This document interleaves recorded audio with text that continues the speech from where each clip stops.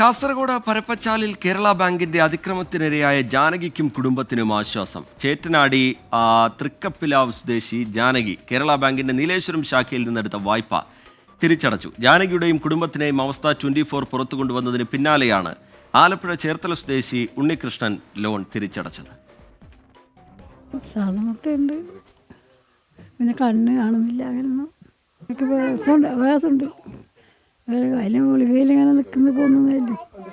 ഇന്നലെ വൈകിട്ട് 5 മണിക്ക് ജാനകിയുടെ ചികിത്സയ്ക്കായി കുടുംബം ആശുപത്രിയിൽ പോയ സമയത്തായിരുന്നു ജപ്തി നടപടികൾ. ജാനകിയും മകൻ വിജേഷും ഭാര്യയും വീട്ടിലെത്തിയപ്പോഴാണ് വീട് സീൽ ചെയ്ത നിലയിൽ കണ്ടത്. 2 ലക്ഷം ഉണ്ടായത്. അപ്പോൾ ഞാനിങ്ങനെ ചികിത്സ ചെയ്തെല്ലാം തെങ്ങുമെന്ന് വീണതിന് ശേഷം ഇത് അടക്കാൻ പറ്റാത്തതുകൊണ്ട് ഇത് ഇപ്പോഴത് നിലവിൽ 6.5 ലക്ഷമായി എന്നാണ് അവർ പറയുന്നത്. 3ഉം 7ഉം വയസ്സുള്ള 2 പെൺകുട്ടികളെയും കൊണ്ട് കുടുംബം പെരുവഴിയിലായി. ഒന്ന് ശരിയായിട്ട് ഉറങ്ങിയിട്ട് പോലുമില്ല. ഈ സമയം വരെ ഞങ്ങൾക്ക് സമാധാനം എന്ന് പറഞ്ഞ് കിട്ടുന്നത് ഇപ്പോഴാണ്. 24 ചാനലിലൂടെ ആ വാർത്തയെ സംബന്ധിച്ച് ഇട്ടതുകൊണ്ട് പിന്നെ മലപ്പുറം ചേർത്തലയിലുള്ള ഒരു ചേട്ടൻ ഞങ്ങളെ സഹായിച്ചു. ആ ചേട്ടന് ഒരുപാട് നന്ദിയുണ്ട്. കുടുംബത്തിന്റെ ദുരിതം ശ്രദ്ധയിൽപ്പെട്ടതോടെ ആലപ്പുഴ ചേർത്തല സ്വദേശി ഉണ്ണികൃഷ്ണൻ ജാനകിക്കും മക്കൾക്കും ആശ്വാസവുമായി എത്തി.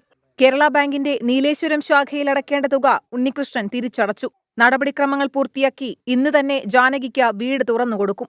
24 കാസർഗോഡ്.